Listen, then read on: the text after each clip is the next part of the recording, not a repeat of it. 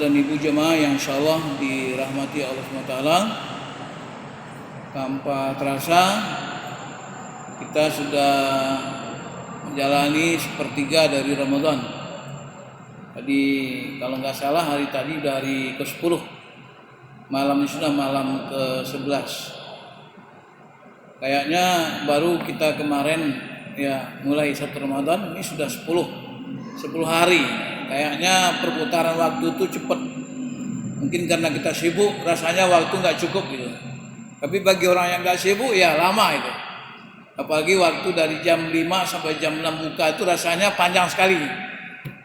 Ya, Bapak sekalian, ekspektasi kita atau harapan kita tentu dengan Ramadan ini, dengan ibadah-ibadah yang kita kerjakan, kita akan senantiasa mendapatkan hidayah dari Allah Taala dan mendapatkan kebaikan dari Allah Subhanahu Wa Taala. Apalagi kita yang salatnya istiqomah, paling tidak di salat wajib aja 17 rakaat itu kita minimal 17 kali, 17 kali mohon hidayah kepada Allah. Ihdinas siratal mustaqim, siratal ladzina an'amta 'alaihim ghairil maghdubi 'alaihim waladdallin. Itu kita selalu mohon kepada Allah dalam ibadah salat kita, ya Allah, tunjuki kami jalan yang lurus, jalan orang-orang yang telah Engkau beri nikmat atas mereka, dan jangan jalan orang-orang yang dimarahi dan orang-orang yang sesat. Memang pertanyaannya barangkali pada saat ini kita apakah sudah merasa mendapat hidayah? Ataukah kita ini sudah menjalani kehidupan kita sebagai muslim itu sesuai dengan apa yang disyariatkan Allah Subhanahu wa taala, sesuai dengan hidayah yang Allah telah turunkan kepada nabinya dan kemudian Allah telah wajibkan syariat kepada kita. Ini barangkali untuk sekedar tolak ukur aja atau parameter ya, ukuran saja. Ya, apakah kita ini sudah termasuk orang yang dapat hidayah atau sudah mendapat kebaikan? Ya, saya coba lihat dalam beberapa literatur itu paling tidak ada 5 indikatornya ini. Ya. Pertama, berdasarkan firman Allah Taala surah Al-An'am ayat 115. Allah SWT firman, A'udzu billahi rajim, wa mar bi ayyahdiyahu yasrah sadrahu lil Islam. Wa may yudillahu yaj'al sadrahu daykan harajan ka'annama yas'adu fis sama. Kadzalika yaj'alullahu rizqa 'alal ladzina la yu'minun. Kata Allah SWT, maka barang siapa yang Allah kehendaki untuk mendapatkan petunjuk, untuk mendapatkan hidayah, yasrah sadrahu lil Islam, terbuka hatinya, lapang dadanya untuk menerima Islam. Itu tanda-tanda ya, tanda-tanda indikator orang yang bakal mendapat hidayah. Jadi kalau misalnya dia mendapat hidayah, mendengarkan kajian-kajian Islam, membaca buku-buku Islam, mendengar berbagai informasi tentang Islam, yasrah sadrahu lil Islam, terbuka dadanya, lapang hatinya, senang jiwanya.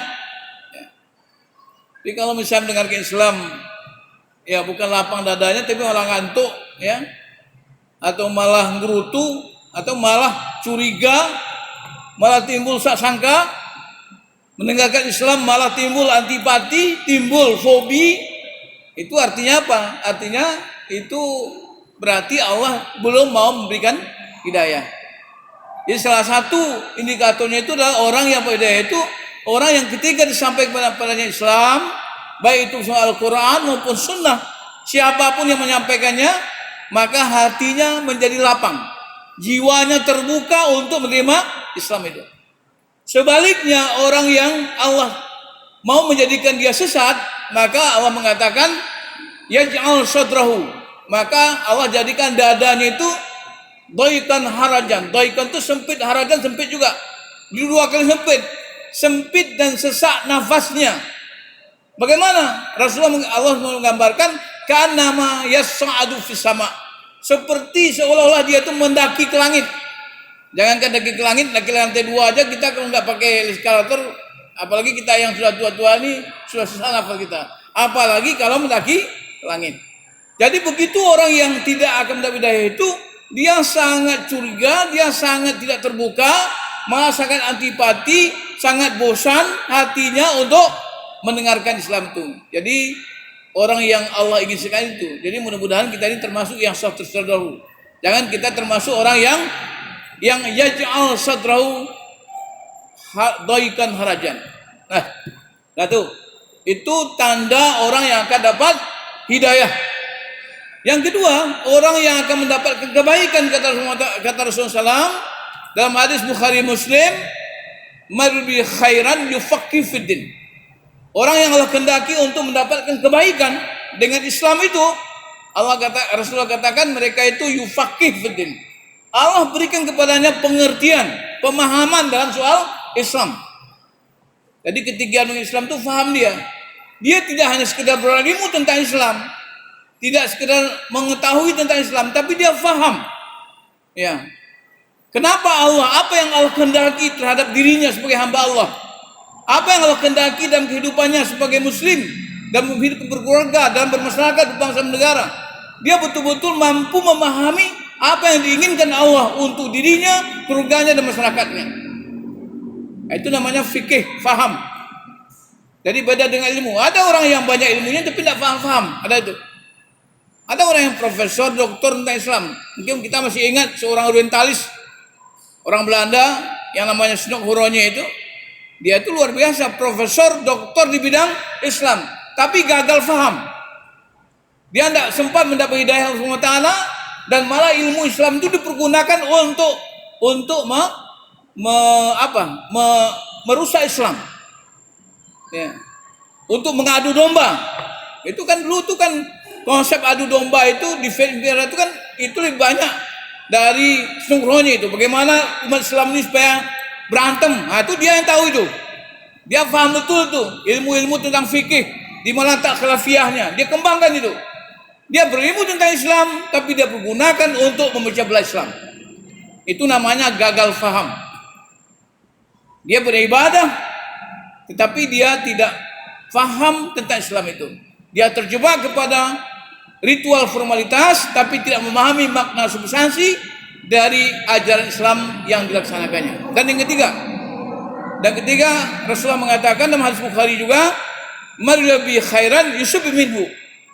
Orang yang Allah inginkan kebaikan, Allah uji, Allah berikan dia cobaan.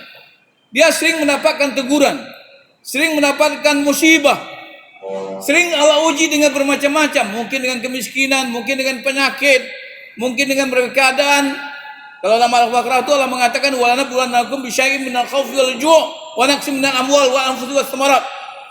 Allah akan senantiasa uji kamu dengan rasa takut, dengan rasa lapar, dengan kekurangan harta, kekurangan diri, dan buah-buahan.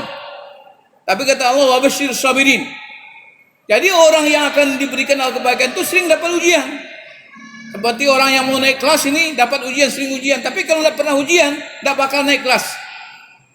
Jadi kalau kita ini lancar-lancar aja hidup kita, ekonomi bagus terus, politiknya sukses terus, semua lancar-lancar terus, itu jangan kita menyangka, jangan-jangan itu istidraj.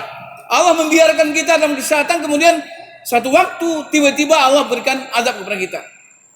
Jadi kalau kita masih diberikan Allah ujian, masih diberikan Allah teguran, itu kita syukuri. Tandanya Allah masih ingin memberikan kebaikan, tandanya Allah masih sayang kepada kita. Ya. Kemudian yang keempat, nah, orang yang akan mendapat kebaikan itu orang yang dia mendapat taufik. Kata Rasulullah, "Marbi khairan istamahu." Di satu waktu Rasulullah mengatakan kepada sahabat, orang yang Allah kehendaki kebaikan, Allah akan mempergunakannya.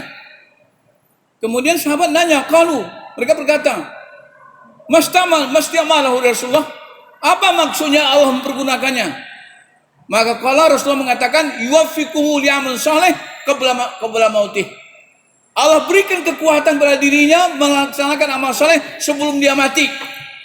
Maksudnya barangkali orang-orang tua ini, orang-orang yang sudah senior kayak kita ini, Kalau ada kekuatan taufik kepada kita untuk mengamalkan amal saleh ketika kita sudah semakin tua, itu artinya Allah masih ingin memberikan kebaikan. Tapi kalau semakin tua makin malas, malah makin tua makin pengen mengerjakan perbuatan yang maksiat, maka Rasulullah itu katakan bahwa salah satu di antara yang Allah sangat benci dan Allah sangat marah itu adalah Syekhul Zanin, yaitu orang tua, sudah tua tapi masih mau melakukan maksiat. Nah, jadi apa? Jadi tandanya salah satunya adalah orang yang Allah inginkan kebaikan kepadanya, Allah berikan kepadanya taufik untuk melakukan amal saleh. Kemudian yang kelima, kata Rasulullah, "Marbi khairan yaj'al khuluquhu hasanah." Siapa yang Allah berikan kepadanya, Allah inginkan kepadanya itu kebaikan, maka Allah jadikan akhlaknya jadi baik. Ya, jadi baik. Ada juga orang yang ibadahnya kuat tapi akhlaknya kurang bagus, kan ada juga. Ya, jadi kalau kita sudah berakhlak itu modal itu. Modal untuk mendapatkan kebaikan. Karena sehebat-hebatnya orang ibadah, tapi kalau kemudian dia akhlaknya tidak baik, suka mengganggu orang, suka merugi orang lain, maka itu juga merupakan suatu tanda bahwa iman belum mantap dalam dirinya. Karena kata Rasulullah SAW, "Man kana yu'minu billahi wal yawmil akhir falyukrim jarah." Barang siapa yang iman bil akhir, maka muliakan tetangganya. Jadi hubungan sosial kita dengan tetangga kita, dengan saudara kita, dengan siapapun, akhlak kita menjadi pertanda iman kita. Jadi orang yang beriman bil akhir, mereka adalah orang yang mempunyai akhlak. Jadi ada 5 indikator orang yang akan dapat hidayah dan kebaikan dari Allah SWT. Pertama, orang terbuka dadanya untuk Islam. Yang kedua, yang faham dan mengerti dengan Islam. Dan yang ketiga, orang yang sering mendapat ujian.